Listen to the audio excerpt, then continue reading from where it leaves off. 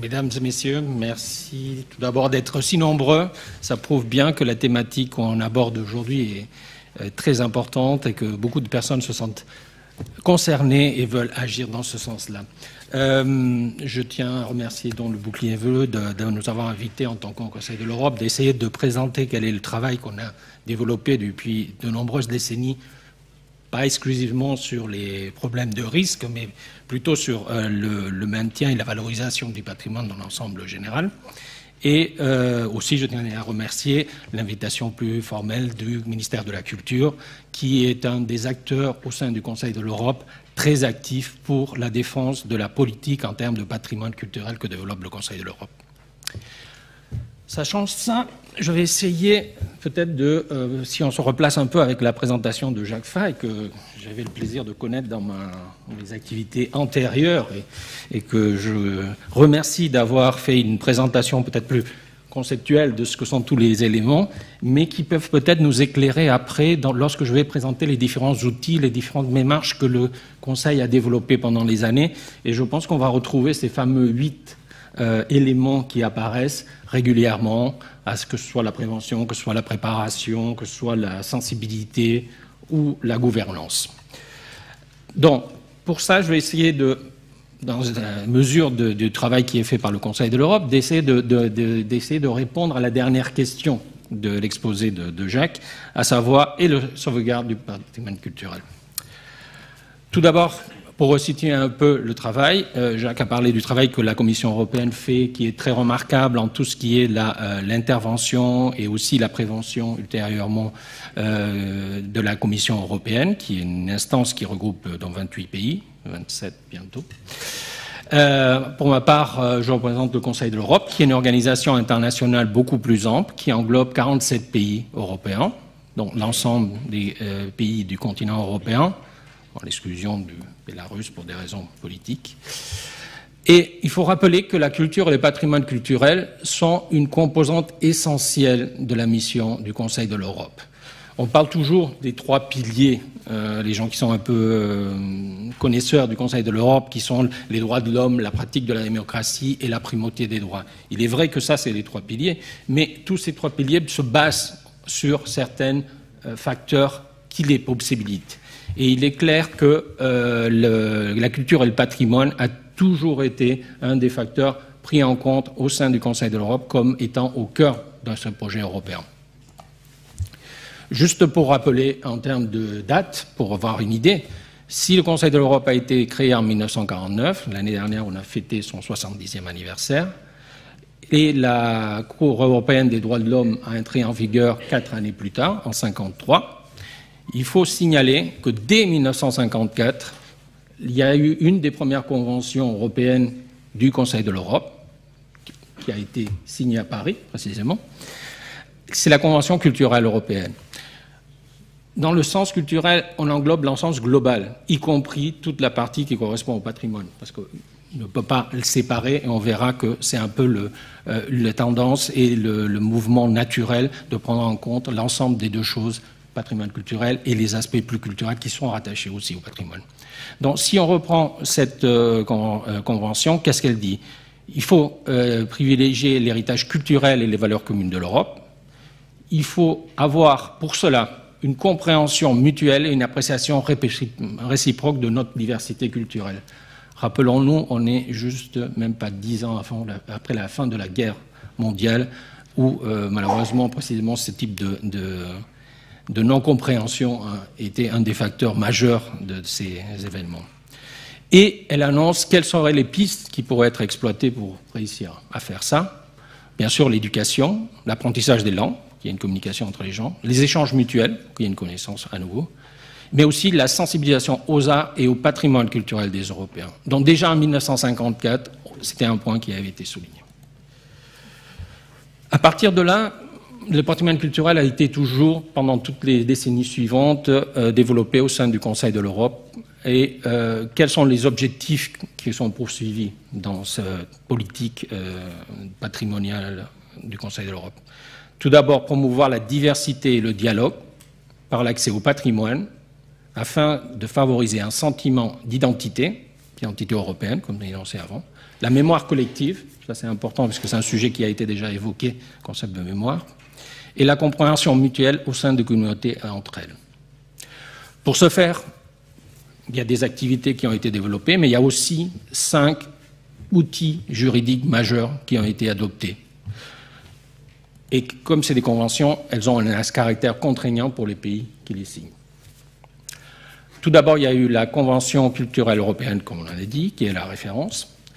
Après, dans les années 80, on s'est préoccupé de la protection du patrimoine architectural de l'Europe, qui résultait de beaucoup de travail préalable.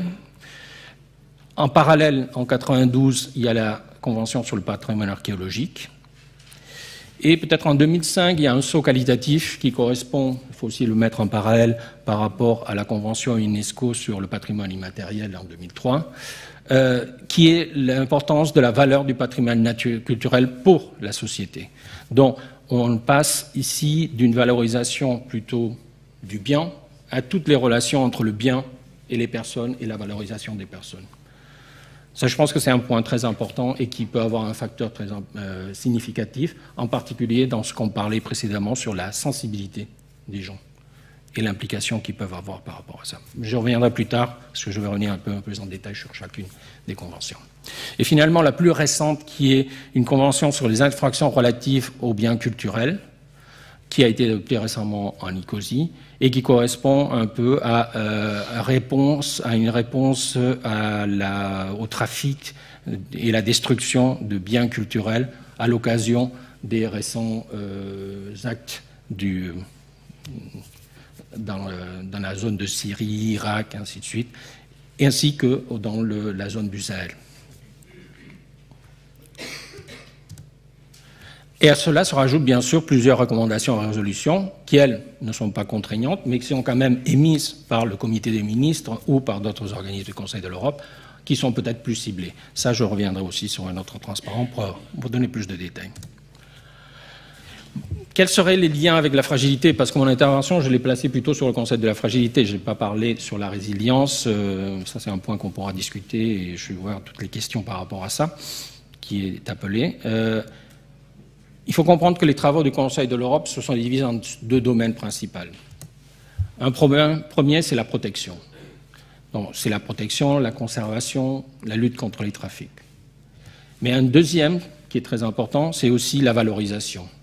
Il faut prendre en compte la capacité à accéder aux biens culturels, la capacité à participer à la gestion de ces biens culturels, la valorisation des différentes identités et la perception, et bien sûr, le résultat, c'est d'avoir cette diversité européenne qui soit prise en compte.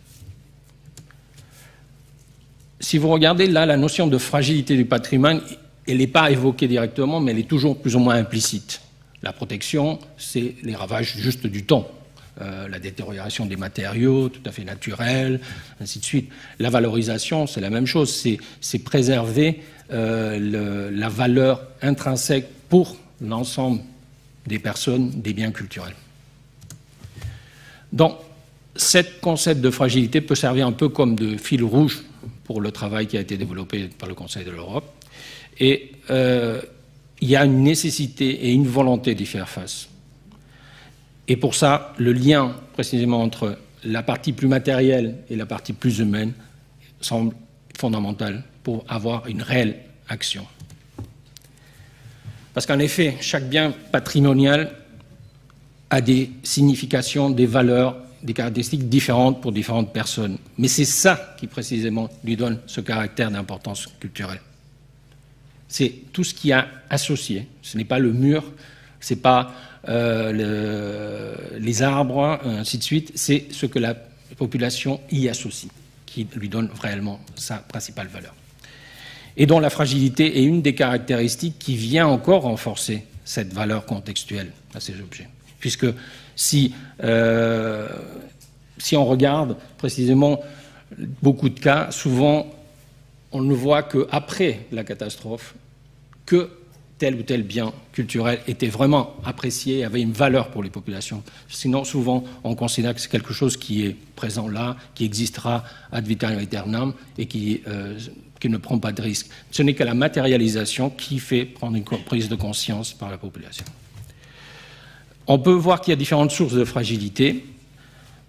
Pour certains biens, elle est assez évidente. Comme je disais, si on parle d'œuvres d'art, on sait que les techniques qui étaient utilisées à l'époque peut-être ne sont pas suffisamment valables pour résister au passage du temps. Et donc c'est pour ça qu'il y a tout un travail de restauration, d'entretien qui se fait régulièrement. Mais potentiellement, c'est tous les biens culturels qui sont fragiles. Et je crois que le meilleur exemple, c'est précisément tout ce qui est lié au patrimoine culturel immatériel, où on le voit disparaître plus par négligence, par oubli, par non-entretien, que non par une volonté formelle de le détruire, par rapport à ce qu'on a pu voir, par exemple, dans les zones de conflit. Alors, on peut peut-être essayer de distinguer. Il y aurait d'un côté des origines plutôt naturelles. J'ai mis le point d'interrogation, parce que vous allez voir, et je crois que l'exposé précédent l'a signalé suffisamment, l'action humaine contribue beaucoup aussi à beaucoup de ces catastrophes naturelles. Bien sûr, le séisme, peut-être c'est un de ceux qui échappe le plus, mais un autre exemple qui existe d'aléas géologiques, qui est les glissements de terrain. On sait parfaitement que l'aménagement du territoire peut avoir un impact significatif sur la matérialisation de glissements de terrain. La pollution, bien sûr, théoriquement c'est naturel, mais l'origine est vraiment humaine.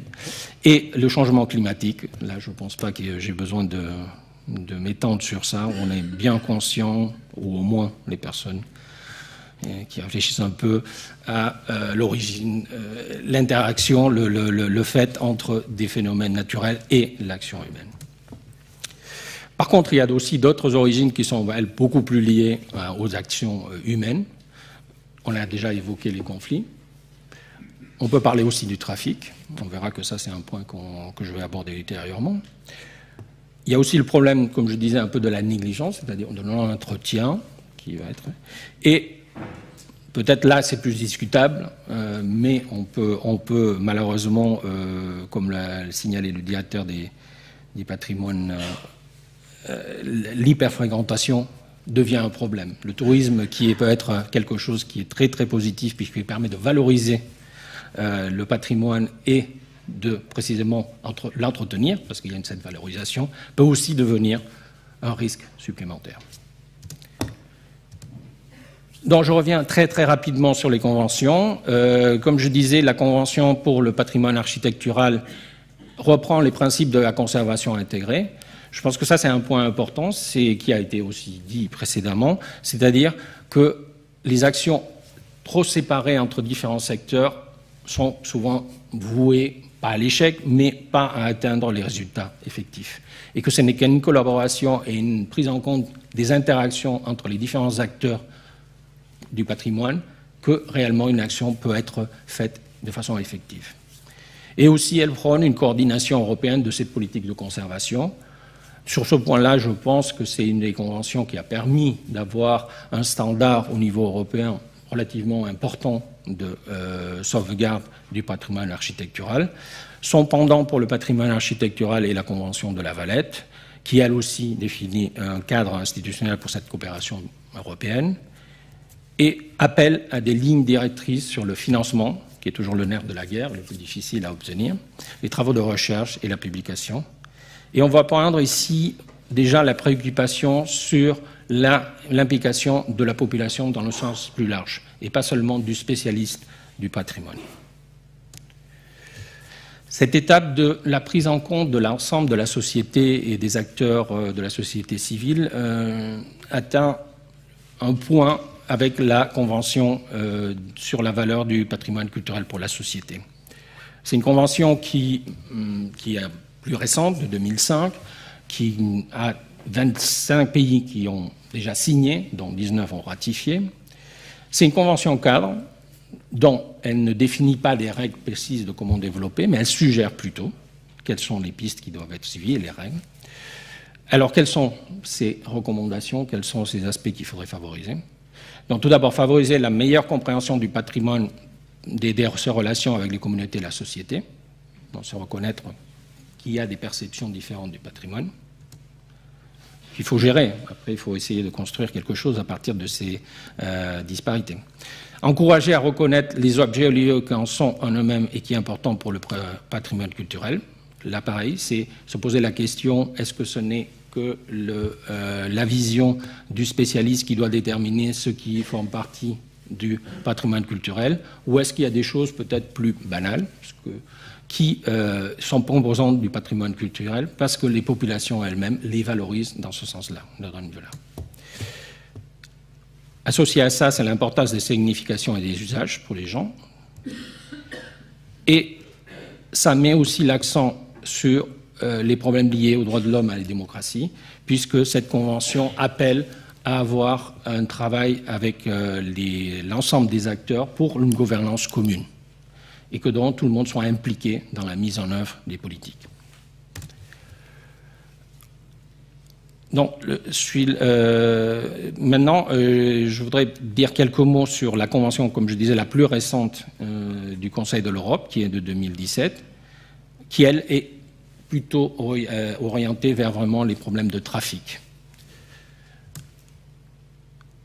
Comme elle est très récente, pour le moment, il y a une 10 signatures et 2 ratifications. J'explique. Le principe, c'est que même si une convention est adoptée par le comité des ministres dans l'ensemble des pays représentés au niveau du comité des ministres, après, chaque pays doit la ratifier et la signer individuellement.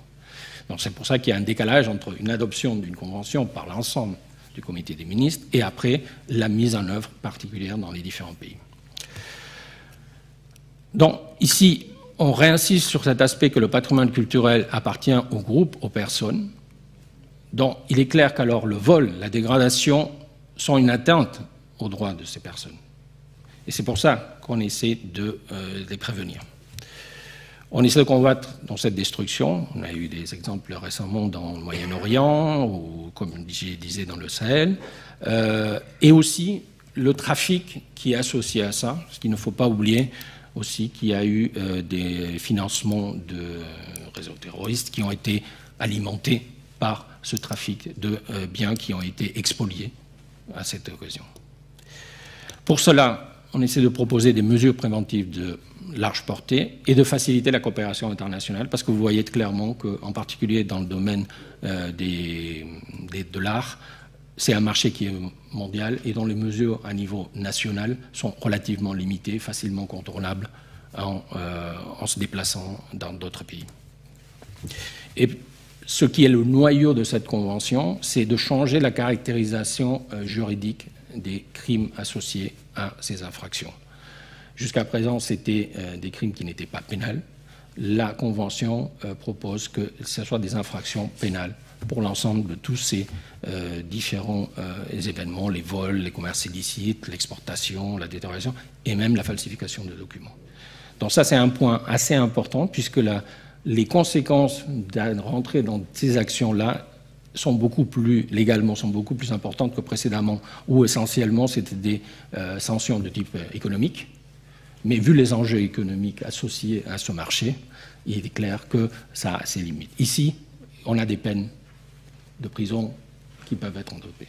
Bien sûr, ça c'est un peu compliqué puisque ça implique que les États doivent aussi adapter leur législation interne à ce type de recommandations.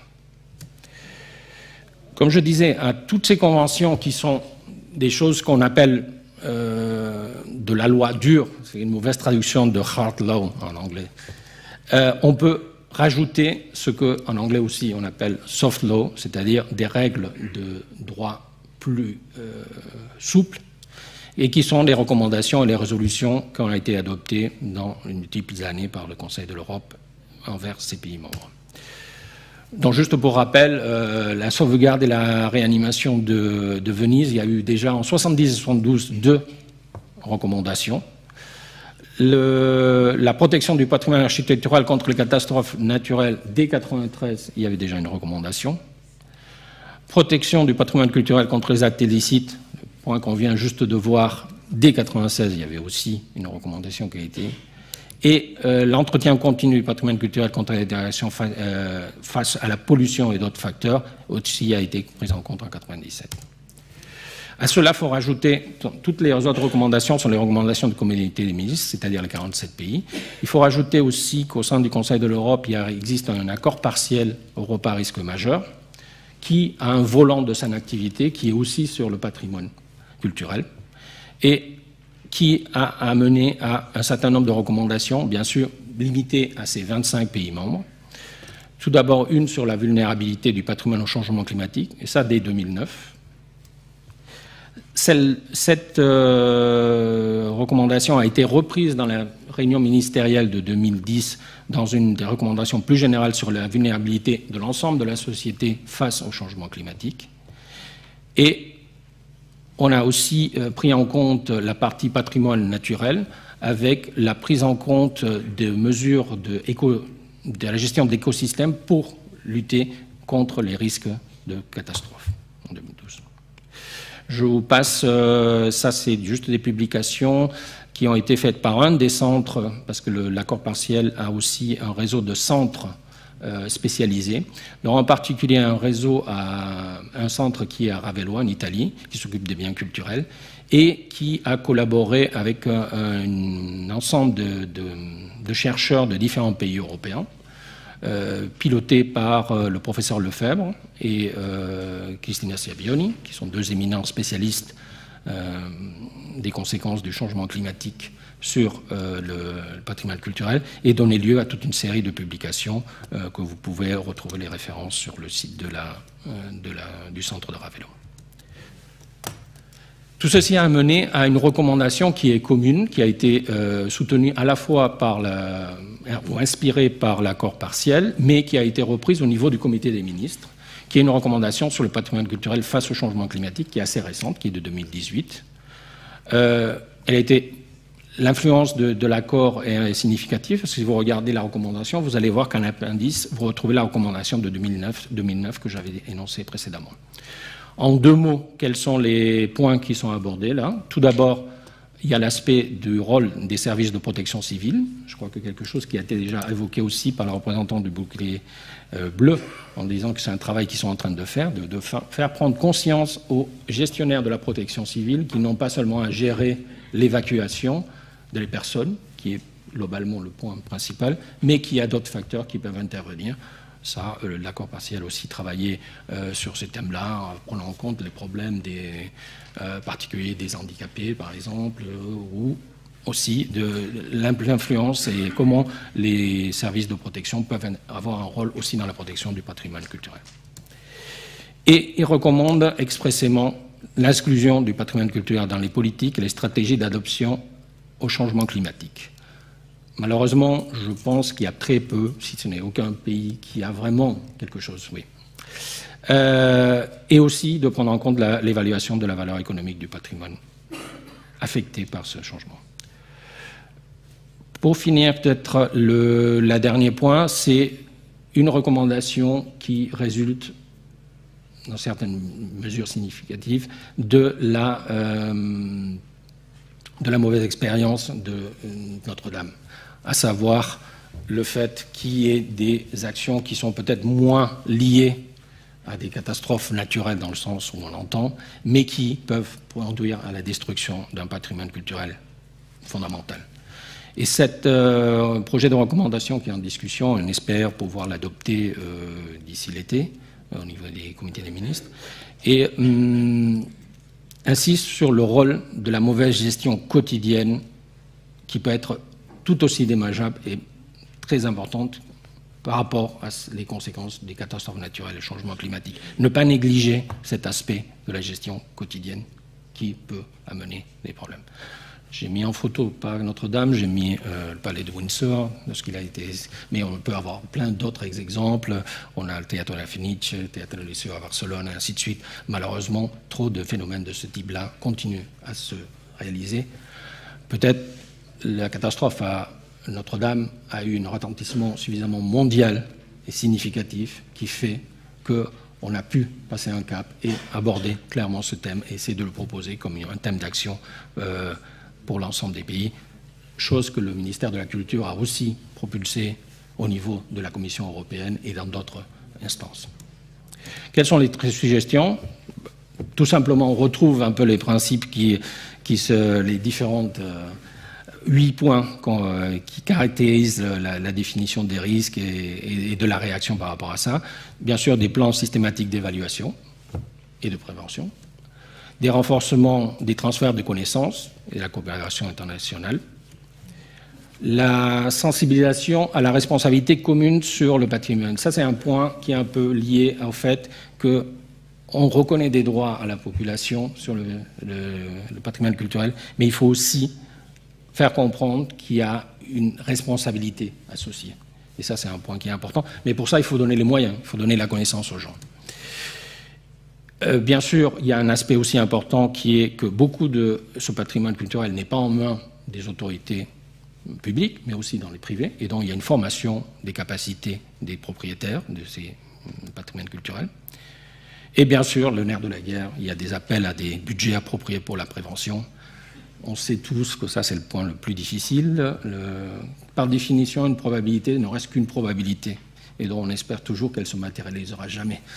Or, ça, c'est un peu difficile avec la programmation budgétaire qui aime beaucoup les certitudes. Et donc, c'est un des problèmes. Ce n'est pas particulier au patrimoine culturel, c'est particulier à l'ensemble de tous les problèmes de risque. Je vais m'arrêter là parce que je pense que ça ne serait pas. Il faut juste rappeler, je voulais juste rappeler ça, qu'il y a la stratégie européenne du patrimoine culturel pour le XXIe siècle qui a été adoptée en 2017. Qui reprend des idées, et peut-être pour signaler, parce que je pense que la France a eu un rôle important dans son adoption, premièrement, et aussi dans sa volonté de le traduire par des actions plus concrètes, et en particulier lors de la présidence française du Conseil de l'Europe, qui vient de se terminer il y a quelques mois, en novembre, on a fait un travail de collecte de bonnes pratiques au niveau des différents pays. Et il y a un document qui a été publié, qu'on appelait la collection dorée des bonnes pratiques associées à cette stratégie.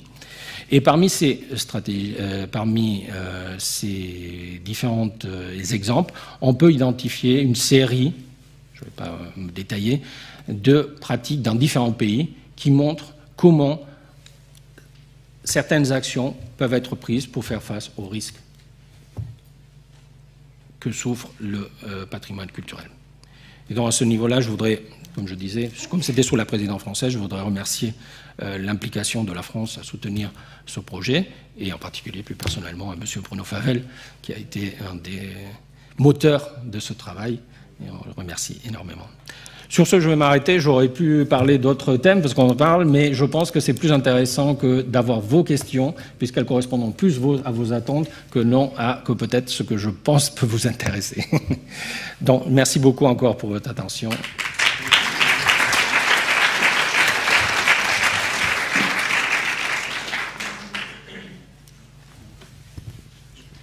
Alors, je vous propose qu'on passe tout de suite à la séance de questions et on fera peut-être pas de pause parce qu'on a pris quand même pas mal de retard.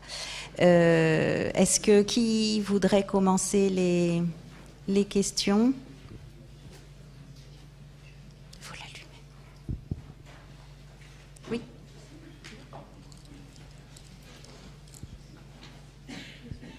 Merci. Franck Hurinville, Bibliothèque nationale de France.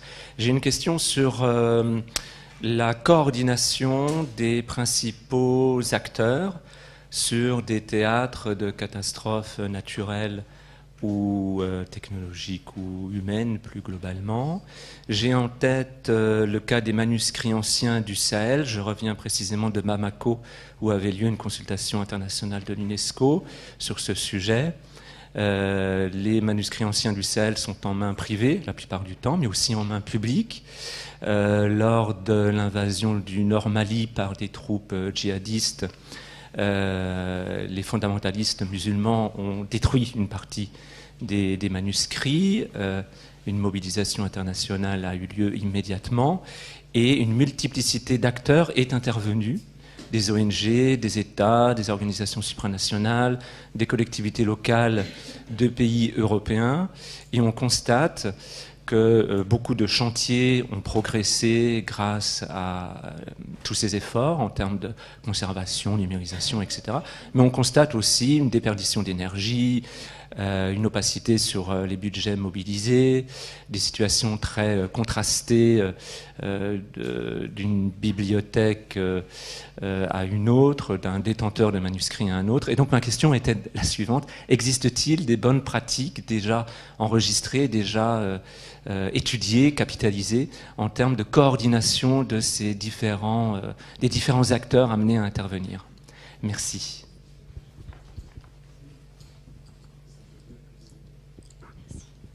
Qui veut répondre? Oui, merci pour la question. Disons, le travail qui est fait, c'est un travail essentiellement d'identification de grandes lignes. Mais il est clair qu'après l'implémentation particulière est un peu la responsabilité de chaque État. Et il est clair qu'on peut extendre la chose, et peut-être parfois aussi il y a un problème de coordination au niveau national, pas sur ce thème particulier, sur d'autres thèmes, comme je disais, sur les thèmes de risque. C'est un travail encore important à faire de coordination des différents intervenants pour qu'ils prennent en compte simultanément les différents facteurs. Donc il est clair qu'après, la partie qui est encore la coopération internationale est encore plus significative. Mais vous verrez que précisément ce qui est encouragé, c'est précisément d'essayer de créer des réseaux qui permettent précisément de faire bénéficier de ce type d'intervention. Et la préexistence de tels réseaux permettrait alors de mettre en place assez rapidement des interventions. Il est clair que, et ça c'est une expérience globale, la prévention est fondamentale et l'anticipation est fondamentale. Si on attend juste la réaction, qui doit exister, parce que la prévention ne peut pas tout prévoir, par définition. Comme on disait, risque zéro n'existe pas, ça va se matérialiser. Donc, si on n'a pas ça, il faut quand même avoir prévu comment ça va fonctionner lorsque on aura, même malgré toutes nos mesures de prévention, ça va se matérialiser. Et donc, c'est dans ce sens-là qu'il faut dire deux options. Soit on l'anticipe et on le met en place, soit on le fait ex post, et là, on tombe dans les problèmes que vous avez signalés, c'est-à-dire qu'avec toute la bonne volonté de toutes les organisations, on se retrouve avec des problèmes de logistique, de financement, de disponibilité des personnes, et ainsi de suite. Donc il est clair que là, ça existe. Par rapport à ça, en termes de protection des archives et de toute la documentation, c'est clair que ça, des recommandations existent, surtout par des organisations professionnelles qui travaillent très régulièrement sur ça. Mais il est clair qu'il faut, et c'est là où c'est important d'impliquer tous les acteurs, il faut mettre en parallèle aussi les intervenants effectifs et ceux qui pourraient apporter quelque chose. Et donc ça, c'est très important de faire bien amont pour ne pas... parce que dans les périodes de catastrophe aussi, on est dans une situation un peu militarisée, en fin de compte, dans une société. Donc, bien sûr, les actions naturelles sont difficultées par le fait qu'il y a d'autres actions plus importantes à prendre en compte. Et ça, c'est un des points, par exemple, quand on parle des problèmes de conflit, c'est très bien d'envoyer des architectes ou des archéologues pour soutenir pour la partie qui correspondrait à l'activité de risque par rapport au patrimoine culturel, mais en même temps, il y a tout un travail logistique d'intervention de protection civile qui peut être gêné par ça. Donc, ce type de travail faut se faire vraiment en amont pour pouvoir faire une application. Et dans le cas particulier, vous dites, en plus, on n'a pas... Si on a défini quelque chose qui est au niveau européen de coopération, il faut encore considérer quels sont les types de coopération encore avec le monde extérieur à l'Europe. Donc c'est vrai que c'est beaucoup de facteurs qui compliquent, et c'est pour ça que c'est déjà remarquable le travail qui a été fait et qui a été réalisé malgré tous ces obstacles. Et peut-être ce qu'il y a, c'est un travail aussi de retour d'expérience. Peut-être on n'en a pas parlé trop aujourd'hui, mais le concept de mémoire, c'est aussi un concept de retour d'expérience et de travailler sur qu'est-ce qui a bien marché, qu'est-ce qui n'a pas bien marché, de le plus formaliser un peu plus clairement, et comme ça, à la prochaine fois, on n'aura pas ce type de problème.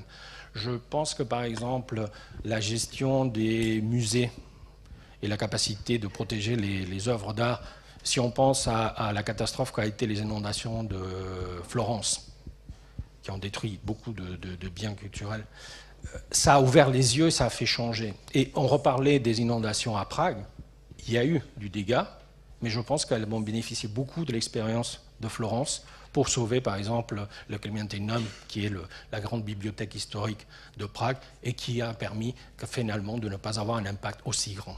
Donc je pense que le travail en amont et le retour d'expérience sont fondamentaux pour pouvoir définir, plutôt que souvent des règles très strictes qui sont quasiment difficile, en période de catastrophe, de suivre pas par pas.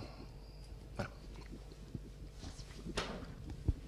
Y a-t-il d'autres questions?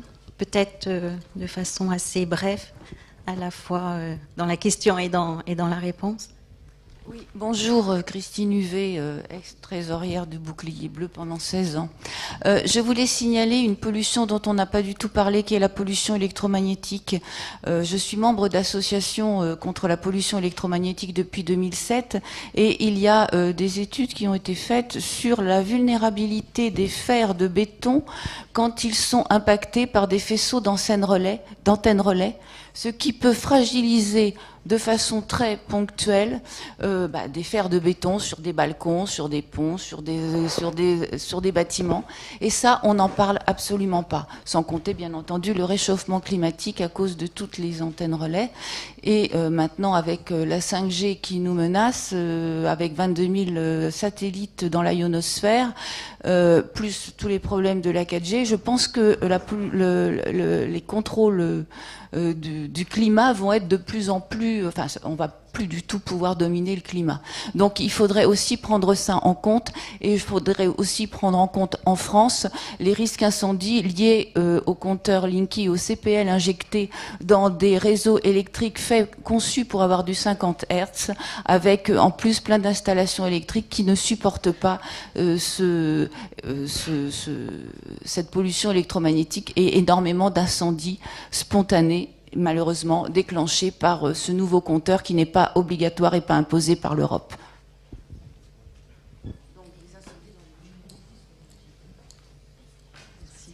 Oui.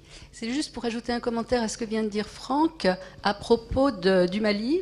Et je crois que M. Geoffroy est là et M. Favel, non.